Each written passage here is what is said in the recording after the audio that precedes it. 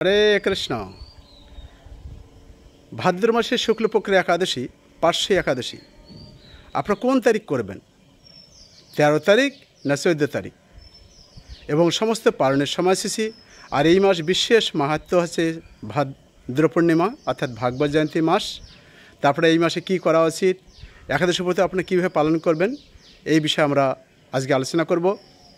এই ভাদ্র পূর্ণিমার উপলক্ষে ভাগবত জয়ন্তী আপনারা কেন পালন করবেন, কি কি করা উচিত এই দিন, আমাদের ডিসক্রিপশন বক্সে সেখানে লিঙ্ক দেওয়া আছে। আর এই পার্শ্বী একাদশী আগামী 14ই সেপ্টেম্বর শনিবার, তো 14 সেপ্টেম্বর 2024 শনিবার আপনারা এই একাদশী ব্রত পালন করবেন। আর এরপর দিন হচ্ছে 15 তারিখ। আপনারা সঠিক সময় আপনাদের নিজ নিজ জায়গায় সময় দেখে আপনারা পালন করবেন। সমস্ত জায়গায় একই দিন এবারে একাদশী ব্রত পালন করা হচ্ছে। তো আসুন আমরা একাদশীর বিষয়ে আমরা জানি। ভক্তি জীবনের জন্য যে এই হরিবাসর তিথি বা একাদশী মাধব তিথি বলা হচ্ছে, মাধব তিথি ভকতের জননী যতনে পালন করি, অত্যন্ত যত্নের সহিত পালন করা উচিত। আর ভক্তি জীবনের জন্য এই একাদশী দেবীর মাধ্যমেই আমরা জানি, এর পূর্বে অনেক ক্লাস আমরা শুনেছি যে ভগবান থেকে এই একাদশী তিনি এসেছেন। আর ভক্তদেরকে কিভাবে সুরক্ষা প্রদান করা যায়, এই জন্য স্বয়ং ভগবান একাদশী প্রকট হয়ে তিনি কি করলেন, তিনি নরকের দরজাকে বন্ধ করে দিচ্ছেন। কিভাবে? কেউ যদি এই একাদশী ব্রত উদযাপন করে তাহলে তাকে আর নিরয়গতি হবে না, তাকে আর নরকে যেতে হবে না। অনেক অনেক রাজা মহারাজা, অনেক অনেক ভক্তরা তারা সবাই উদ্ধার পেয়েছেন। তো এই প্রশ্নটি যুধিষ্ঠির মহারাজ ভগবান শ্রীকৃষ্ণকে করছিলেন, যে উত্তরের পরিপ্রেক্ষিতে ভগবান শ্রীকৃষ্ণ যুধিষ্ঠির মহারাজকে এই একাদশী ব্রত কথা তিনি শুনিয়েছেন। তো এটি হচ্ছে পার্শ্বী একাদশী। শয়ন উত্থানে শয়ন একাদশীতে ভগবান কি করেন? শয়ন যান, যোগনিদ্রা শায়িত হন। আর পার্শ্বী একাদশীতে ভগবান কি করেন? তিনি পাশ ফেরেন। এবং উত্থান একাদশীতে ভগবান কি করেন? অতীত হন বা জাগরিত হন। একাদশীর মহিমা, তার কি মাহাত্ম্য রয়েছে, আমরা এটি শ্রবণ করব। পার্শ্ব পরিবর্ধিনী একাদশী ব্রহ্মবৈবর্ত পুরাণে ভাদ্র মাসের শুক্লপক্ষের পার্শ্বী একাদশীর মাহাত্ম্য যুধিষ্ঠির শ্রীকৃষ্ণ সংবাদে এইরকম বলা হয়েছে। যুধিষ্ঠির মহারাজ জিজ্ঞাসা করলেন, হে কৃষ্ণ, ভাদ্র মাসের শুক্লপক্ষের একাদশী নাম কি, এই ব্রত পালনের বিধি কি, এবং ব্রত পালনেই বা কি পুণ্য লাভ হয়? উত্তরে শ্রীকৃষ্ণ বলেন, হে ধর্মরাজ, মহাপুণ্য প্রদা, সমস্ত পাপহারিণী, মুক্তিদায়িনী এই একাদশী বাষ্পীয় যজ্ঞ থেকেও বেশি ফল দান করে। যে ব্যক্তি এই তিথিতে ভক্তি সহকারে ভগবান শ্রী বামনদেবের পূজা করেন তিনি ত্রিলোকে পূজিত হন। পদ্মফুলে পদ্মলোচন শ্রী বিষ্ণুর অর্চনকারী বিষ্ণুলোক প্রাপ্ত হন। সাহিত্য ভগবান এই তিথিতে পার্শ্ব পরিবর্তন করেন, তাই এর নাম পার্শ্ব একাদশী বা পরিবর্তিনী একাদশী। যুধিষ্ঠির মহারাজ বললেন, হে জনার্দন, আপনার এ সকল কথা শুনেও আমার সন্দেহ পূর্ণরূপে দূর হয়নি। হে দেব, আপনি কিভাবে স্মরণ করেন, কীভাবে বা পার্শ্ব পরিবর্তন করেন? আজ চাতুর্মাস্য ব্রত পালনকারী কী কর্তব্য, এবং আপনার স্মরণকালে লোকের কি করণীয়, এসব বিষয়ে বিস্তারিতভাবে আমাকে বলুন। আর কেনই বা দৈত্যরাজ বলিকে বেঁধে রাখা হয়েছিল তা বর্ণনা করে আমার সকল সন্দেহ দূর করুন। শ্রীকৃষ্ণ বললেন, হে রাজন, দৈত্যকুলে আবির্ভূত প্রহ্লাদ মহারাজের পৌত্র বলি আমার অতি প্রিয় ভক্ত ছিল। সে আমার সন্তুষ্টি বিধানের জন্য গো, ব্রাহ্মণ পূজা ও যজ্ঞাদি ব্রত সম্পাদন করত, কিন্তু ইন্দ্রের প্রতি বিদ্বেষবশত সকল দেবলোক সে জয় করে নেয়। তখন দেবতাগণ সহ ইন্দ্র আমার শরণাপন্ন হয়েছিল। তাদের প্রার্থনায় আমি ব্রাহ্মণ বালক বেশে বামন রূপে বলি মহারাজ যজ্ঞস্থলে উপস্থিত হলাম। তার কাছে আমি ত্রিপাদ ভূমি মাত্র প্রার্থনা করছিলাম। সেই তুচ্ছ বস্তু থেকেও আরও শ্রেষ্ঠ কিছু সে আমাকে দিতে চাইলেও আমি কেবল ত্রিপাদ ভূমি গ্রহণেই স্থির থাকলাম। দৈত্যগুরু শুক্রাচার্য আমাকে ভগবানরূপে জানতে পেরে বলি মহারাজকে ওই দান দিতে নিষেধ করলো, কিন্তু সত্যাশ্রয়ী বলি গুরুর নির্দেশ অমান্য করে আমাকে দান দিতে সংকল্প করলো। তখন আমি এক পদে নিচের সপ্তলোক, আরেক পদে উপরের সপ্তভুবন অধিকার করে নিলাম। পুনরায় তৃতীয় পদের স্থান চাইলে সে তার মাথা পেতে দিল। আমি তার মস্তকে তৃতীয় পদে স্থাপন করলাম। তার আসনে সন্তুষ্ট হয়ে আমি সর্বদা তার কাছে বাস করার প্রতিশ্রুতি দিলাম। ভাদ্র শুক্লপক্ষী একাদশীতে ভগবান শ্রী বামনদেবের এক মূর্তি বলি মহারাজের আশ্রমে স্থাপিত হয়। দ্বিতীয় মূর্তি ক্ষীরসাগরে অনন্তদেবের কোলে শয়ন একাদশী থেকে উত্থান একাদশী পর্যন্ত 4 মাস শয়ন অবস্থায় থাকেন। এই 4 মাস যে ব্যক্তি নির্দিষ্ট নিয়ম, ব্রত বা জপ তপ ব্যতীত দিন যাপন করে, সেই মহামূর্খ জীবিত থাকলেও তাকে মৃত্যু বলে জানতে হবে। শ্রাবণ মাসে শাক, ভাদ্র মাসে দহি, আশ্বিনে দুধ, কার্তিক মাসে মাসকলাই বর্জন করে এই 4 মাস শ্রীকৃষ্ণের আরাধনা করতে হয়। পুত্রী একাদশী ব্রত যথাযথ পালন করতে হয়। সাহিত্য ভগবান পার্শ্ব পরিবর্তন করেন বলে এই একাদশী মহাপুণ্য ও সকল অভিষ্ট প্রদাতা। এই একাদশী ব্রত পালনে 100 অশ্বমেধ যজ্ঞের ফল পাওয়া যায়। তাহলে কত সুন্দরভাবে এই একাদশীর মাহাত্ম্য বর্ণনা করা রয়েছে। আর এই মাস যেহেতু ভাদ্র জয়ন্তীর মাস একদিকে, তা আমাদের একাদশী ব্রত উদযাপন করা উচিত এবং এই ভাদ্র জয়ন্তী মাসে আমাদের ভাগবত সংগ্রহ, ভাগবত দান, ভাগবত অধ্যয়ন, ভাগবত পূজন করা উচিত। তা আসুন আমরা এখন একাদশীর পালনের সময়সূচি আমরা জেনে নিই। যেহেতু 14 তারিখে একাদশী হবে, এর পরের দিন পালন করতে হবে, অর্থাৎ 15 তারিখে আপনার সঠিক সময় নিজ জায়গা সমান যে আপনার পালন করবেন। বাংলাদেশ 5টা 51 থেকে 9টা 44, পশ্চিমবঙ্গ 5টা 25 থেকে 9টা 28, দিল্লি 6টা 6 থেকে 10টা 13, মুম্বাই 6টা 26 থেকে 10টা 31, পুনে 6টা 22 থেকে 10টা 27, নাগপুর 6টা থেকে 10টা 5, তামিলনাড়ু 5টা 57 থেকে 10টা 1, উড়িষ্যা 5টা 34 থেকে 9টা 39, বিহার 5টা 34 থেকে 9টা 40, ঝাড়খণ্ড 5টা 35 থেকে 9টা 40, ছত্তিশগড় 5টা 49 থেকে 9টা 54, মেঘালয় 5টা 8 থেকে 9টা 14, আসাম 5টা 8 থেকে 9টা 14, মণিপুর 5টা থেকে 9টা 6, মিজোরাম 5টা 4 থেকে 9টা 10, সিকিম 5টা 21 থেকে 9টা 27, বৃন্দাবন 6টা 7 থেকে 10টা 11, কর্ণাটক 6টা 8 থেকে 10টা 12, তেলেঙ্গানা 6টা 7 থেকে 10টা 8, ত্রিপুরা 5টা 11 থেকে 9টা 16, গুজরাট 6টা 32 থেকে 10টা 37, গোয়া 6টা 22 থেকে 10টা 26, কেরালা 6টা 14 থেকে 10টা 18, পাঞ্জাব 6টা 12 থেকে 10টা 19, রাজস্থান 6টা 18 থেকে 10টা 24, মধ্যপ্রদেশ 6টা 2 থেকে 10টা 7, উত্তরপ্রদেশ 5টা 51 থেকে 9টা 58, হরিয়ানা 6টা 10 থেকে 10টা 17, নাগাল্যান্ড 4টে 57 থেকে 9টা 3-এর মধ্যে, অন্ধ্রপ্রদেশ 5টা 45 থেকে 9টা 49, অরুণাচল প্রদেশ 4টে 56 থেকে 9টা 2, হিমাচল প্রদেশ 6টা 5 থেকে 10টা 12, উত্তরাখণ্ড 5টা 57 থেকে 10টা 4, জম্মু কাশ্মীর 6টা 12 থেকে 10টা 19, আন্দামান নিকোবর 5টা 8 থেকে 9টা 12, নেপাল 5টা 49 থেকে 9টা 55, ভুটান 5টা 46 থেকে 9টা 53, শ্রীলঙ্কা 6টা 1 থেকে 10টা 4, মালদ্বীপ 5টা 56 থেকে 9টা 59, মায়ানমার 6টা 53 থেকে 10টা 58। আপনারা নিজ জায়গার পালনের সময় দেখে আপনারা পালন করবেন, যথাসময়ে পালন করবেন। হরে কৃষ্ণ। যে এই মাসে বিশেষ করে বলি মহারাজকে, অর্থাৎ তিনি ভগবান বামদেবকে ত্রিপাদ ভূমি দান করছিলেন। দানের অনেক মাহাত্ম্য রয়েছে, বিশেষ করে গৃহস্থ ভক্তদের অবশ্যই দান করা উচিত, যেটি রূপ গোস্বামী, সনাতন গোস্বামী আমাদের দেখিয়েছেন। যে যা ইনকাম হবে শতকরা 50% সংসারের কাজে ইউজ করতে হবে, তার 50%-এর হাফ ভবিষ্যতের জন্য জমা রাখতে হবে এবং 25% দান করা উচিত। তাই 100 টাকা হলে 50 টাকা সংসারের কাজে লাগাইতে হবে কৃষ্ণের সেবায়, 25 টাকা দান করা উচিত এবং 25 টাকা ভবিষ্যতের জন্য জমা রাখা উচিত, যদি আমরা এত কিছু করতে না পারি। এখানে গীতায় 2য় অধ্যায় 40 নম্বর শ্লোকে সেখানে সুন্দর বর্ণনা দিয়েছেন যে আমাদের কীভাবে এটি করা উচিত, অর্থাৎ নেহাবি কর্মস্বাস্থ্য স্বল্পোপাস্য ধর্মস্য ত্রিয়াতে মহৎ ভয়াত। স্বল্পটুক কেউ যদি অনুষ্ঠানও কেউ যদি দান করে, তাহলে কি হবে? অনুষ্ঠানদাতাকে সংসার মহাভয় থেকে সে পরিত্রাণ পেতে পারে।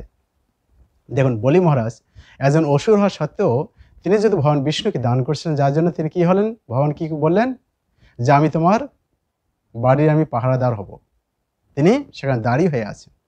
হ্যাঁ, এর অনেক বড় কাহিনী। ভগবান লক্ষ্মী দেবী একবার এসেছিলেন সেই ভগবান বিষ্ণুকে নিয়ে যাওয়ার জন্য, যেখান থেকে আমরা যমযমুনের কাহিনী আমরা পেয়ে থাকি, ভাইফোঁটার কাহিনী।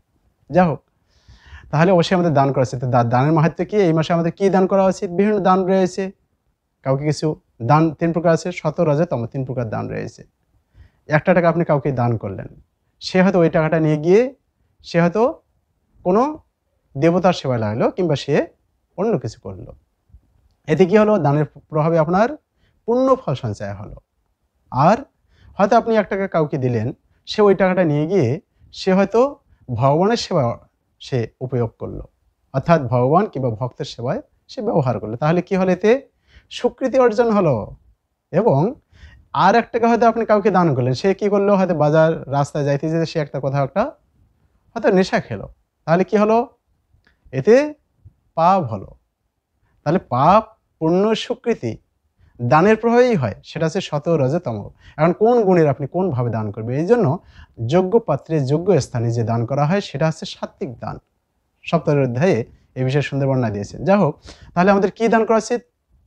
কাউকে কোনো কিছু বস্ত্র দান করবেন, কিংবা হয়তো কোনো ট্রিটমেন্ট করলেন, মেডিসিন দিলেন, কাউকে কিছু খেতে দিলেন। এগুলো হচ্ছে ক্ষণস্থায়ী। এর ফলে কি হয়? পুণ্য হয়। কিন্তু যেগুলো ভগবত কেন্দ্রিক সেগুলো হচ্ছে স্বীকৃতি অর্জন হয়। তো এই জন্য গীতা ভগবান বলছেন 18 অধ্যায় 67 নম্বর শ্লোকে, জয়দাং পরমগুজন মাধব সুখদেবসতি, যারা আমার এই গীতার বাক্য প্রতিজনের কাছে প্রচার করে সে হচ্ছে অত্যন্ত প্রিয় ভক্ত। কাউকে যদি কিছু দান করতে হয়, আপনারা জ্ঞান দান করুন। হয়তো কারো বার্থডে হয়েছে কিংবা ম্যারেজ ডে আসছে, আপনারা তাকে একটা কমপক্ষে গীতা না হলে কমপক্ষে একটা ভাগবত দান করুন। এর প্রভাবে কি হবে? সে আপনাকে আজীবন আপনাকে স্মরণ রাখবে। সে শুধু না, তার নেক্সট জেনারেশন কমপক্ষে সে আপনাকে স্মরণ রাখবে। কেননা আপনার মাধ্যমে এটা হচ্ছে স্পেশাল গিফট, তাই না? আপনাদের বাড়িতে অনেকেই অনেক কিছু দান করে। তো কেউ হয়তো বস্ত্র দান করলো, অনেকেই বস্ত্র দান করে, কিংবা কেউ হয়তো অলংকার দান করতে পারে, অনেকেই দান করে, তাই না? সে কিন্তু সেটা কয়েকদিন পরে ভুলে যাবে। কিন্তু যখন আপনি কাউকে একটা ভাগবতম দান করবেন কিংবা একটা গীতা দান করবেন, তাহলে কি হবে? সে আর এটা নষ্ট করবে না, সে এটা ফেলেও দিবে না, ঘরে কমপক্ষে রাখবে। এর প্রভাবে কি হবে?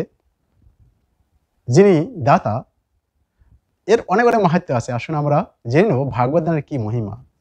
সে যচ্ছন্তি বৈষ্ণবে ভক্তা শাস্ত্রং ভাগবতম হিজে কল্পকুটে সহস্রাণি মমলোকে বসন্তি হে। এখানে বলা আছে যে, অর্থাৎ বিষ্ণু ভক্ত মানুষকে যে ভক্তিযুক্ত চিত্তে ভাগবত শাস্ত্র দান করে সে সহস্র কোটি কল্প পর্যন্ত, অর্থাৎ অনন্তকাল পর্যন্ত আমার বৈকুণ্ঠ ধামে নিবাস করে। যদি আপনারা এই ভাগবত শাস্ত্র দান করেন, তারা যদি অধ্যয়ন করে, তাহলে কি হবে? শ্রীমদ্ ভাগবতম পূর্ণম আয়ু আরোগ্য পুষ্টিদম পঠনাশ্রবণাদ বাপি সর্বপাপৈব প্রমুচ্যতে। অর্থাৎ এই পাবন শ্রীমদ্ ভাগবত পুরাণ আয়ু আরোগ্য পুষ্টিদাতা এই শাস্ত্র পাঠ অথবা শ্রবণে মানুষের সর্বপাপ থেকে সে মুক্ত হয়। বিশেষ করে যেহেতু একাদশী অনেক মাহাত্ম্য রয়েছে, এখানে তুলে ধরা হচ্ছে যে নগচ্ছন্তি যদামত্তা শ্রুতং ভাগবতম সুত একাদশাম বিশেষেণ নাস্তি পাপতরস্তত। অর্থাৎ বিশেষত যে মানুষ সর্বদাই বিশেষত একাদশী তিথিতে ভাগবত শুনতে না যায়, তার মতো পাপী আর কেউ নেই। ভাগবত শাস্ত্র গিরে রাখলে কী লাভ হবে? যত্র যত্র ভবেৎ পুণ্যম শাস্ত্রং ভাগবতম কলৌ তত্র তত্র সদৈবাহম ভবামি ত্রিদর্শৈ সহ। অর্থাৎ এই কলিযুগে যেখানে যেখানে পবিত্র ভাগবত শাস্ত্র রক্ষিত থাকে, দেবতাদের সাথে নিয়ে আমি সর্বদাই সেখানে উপস্থিত থাকি। অনেকেই প্রশ্ন করতে পারে যে আমি তো পড়তে জানি না, কিংবা আমরা যাদেরকে ভাগবত দান করব তারা যদি পড়তে না জানে তাহলে কি হবে তাদের? এখানে বলা হচ্ছে, ব্রহ্মাজি কে ভগবান বিষ্ণু নারায়ণ বলছেন, উথায় প্রণমেদ যবৈ শ্রীমদ্ ভাগবতম নর ধনংস পুত্রংস তথা দারান ভক্তিম চ প্রদাম্যহম। অর্থাৎ শ্রীমদ্ ভাগবতমকে দর্শন করি, অর্থাৎ যে ব্যক্তি ভাগবতকে দর্শন করে দাঁড়িয়ে তাকে প্রণাম করে, আমি তাকে ধন, স্ত্রী, পুত্র আর আমার ভক্তি প্রদান করি। তো এই বিষয়ে আরও বিশেষ করে এটি ভাদ্র মাসে হচ্ছে ভাগবত জয়ন্তী মাস, আর এই মাসেই ভাগবত দান, ভাগবত অধ্যয়ন, ভাগবত গৃহে আনায়ন বিশেষ মাহাত্ম্য রয়েছে। এখানে ভাগবতমের দ্বাদশ স্কন্ধে 13 অধ্যায় 13 নম্বর শ্লোকে সেখানে তুলে ধরা হয়েছে, অর্থাৎ কেউ যদি স্বর্ণ সিংহাসনে অবস্থিত কেউ যদি কাউকে ভাগবত দান অর্পণ করে, তাহলে কি হবে? তিনি সমস্ত পাপ থেকে মুক্ত হয়ে ভগবত ধাম অর্থাৎ ভগবত বিষ্ণুর ধাম বৈকুণ্ঠে তিনি গমন করবেন। এর অনেক অনেক মাহাত্ম্য রয়েছে, দানের অনেক মাহাত্ম্য রয়েছে। বিশেষ করে তাই আমাদের উচিত অবশ্যই গৃহে, যাদের গৃহে ভাগবতম নেই আপনারা ভাগবত সংগ্রহ করবেন, যাদের আছে আপনারা অন্যদেরকে উৎসাহিত করুন, কমপক্ষে তাদেরকে গৃহে ভাগবত সংরক্ষণ করার জন্য। আর আপনাদের সামর্থ্য মতো আপনারা ভাগবতম আপনারা কাউকে দান করতে পারেন। আমাদের এখানেও ভাগবত দান করা হয়ে থাকে। এবং নিজ গৃহে যদি আপনি করতে চান, আপনারা নিজের উদ্দেশ্যে করতে পারেন, আপনাদের পিতা মাতা কিংবা অন্য কারো উদ্দেশ্যেও আপনারা এই ভাগবত শাস্ত্র দান করতে পারেন। তো আপনারা যদি এখানে দান করতে চান তাহলে অবশ্যই আপনার নাম গোত্র পাঠিয়ে দেবেন, তাহলে আমরা এখানে আপনাদের সেইভাবে কোনো মহারাজকে কোনো বৈষ্ণবকে যদি দিতে বলেন তাহলে আমরা সেটি দিয়ে দেব। আর যদি মনে করেন যে না আপনারা আমাদের গৃহে ভাগবত পাঠিয়ে দেবেন তাহলে আমরা এখানে দান করব, তো সেটিও আপনারা পূর্ণাঙ্গ অ্যাড্রেস পাঠিয়ে দেবেন, তাহলে আমরা আপনাদের গৃহে আমরা ভাগবত পাঠিয়ে দেব, সেখানে আপনারা দান করতে পারেন। যে নতুনভাবে ভাগবতম শাস্ত্র এখানে বলছে কথান্তশ্চ মম নিত্যম তুষ্যান্তি চ রমন্তি চ, ভগবানের ভক্তরা এই কথাগুলো তারা শ্রবণ করবে, একে অপরে আদান প্রদান করবেন। তাই বিশেষ করে আপনারা এই দানের বিশেষ মাহাত্ম্য রয়েছে। ভগবান বিষ্ণু স্বয়ং আমরা এখান থেকে দেখতে পেলাম যে বলি মহারাজের তিনি দাঁড়ি হয়েছেন। তো আপনারা যদি কাউকে দান করেন, এখানে আরেকটা জিনিস হচ্ছে যে আমাদের মনে প্রশ্ন আসতে পারে যে আমরা যদি ভাগবত শাস্ত্র দান করি কিংবা আমি যদি কাউকে কিছু বলি আমার কি লাভ। এখানে আমরা দেখি যে ধ্রুব মহারাজের মা তিনি শুধু বলছিলেন, ধ্রুব মহারাজ বলছিলেন যে হরি কোথায় থাকে, আমি কোথায় তাকে পাবো। তিনি বলছিলেন যে হরি কোথায় থাকে, বনে থাকে। এই জন্য তিনি কী করলেন, বনে চলে গেলেন, অনেক তপস্যা করে ভগবান বিষ্ণুকে প্রাপ্ত হলেন এবং তিনি 36,000 বছর রাজত্ব করলেন, তার অনেক সব কিছু তিনি পেয়ে গেলেন।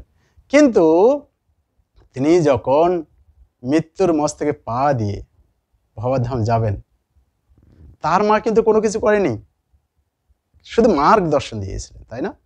এই জন্য তিনি কী করলেন, একটা ফ্রি টিকিট পেয়ে গেলেন। এই জন্য ছিল জয়প্রতাপ স্বামী গুরু মহারাজ বলেন যে ধ্রুব মহারাজের মা সুনীতি সে শুধু যদি মার্গদর্শন করি একটা ফ্রি টিকিট পেয়ে যায় ভগবান ধাম যাওয়ার, তাহলে আমরা যদি কাউকে একটা ভাগবত শাস্ত্র দান করি, কিছু জ্ঞান দান করি, মার্গদর্শন করি, তাহলে আমরা কেন পাবো না? তাই আপনারা একাদশী ব্রত উদযাপন করবেন, যারা করেননি তারা অবশ্যই করবেন। আর এটি বড় একাদশী, এখান থেকে আপনারা করার চেষ্টা করবেন, যারা করেন না, আর যারা করেন তারা অবশ্যই করবেন। আর বিশেষ করে এই একাদশীর আপনারা পূর্ণাঙ্গ ফাস্টিং থাকতে পারলে ভালো, যে নাও পারেন তাহলে আপনারা কমপক্ষে 12টার পরে আপনারা প্রসাদ পেতে পারেন, একাদশীর প্রসাদ পাবেন, ঠিক আছে? এই দিন যেহেতু বিশেষ বামন একাদশীর, বামন দেবের আবির্ভাব তিথি মহোৎসব। আর আপনারা যারা খেতে পারেন, যারা পূর্ণাঙ্গ একাদশী করতে না পারেন তারা 50 বাদ দিয়ে খাবেন, যারা থাকতে পারেন তারা কমপক্ষে ফলমূল আহার করতে পারেন।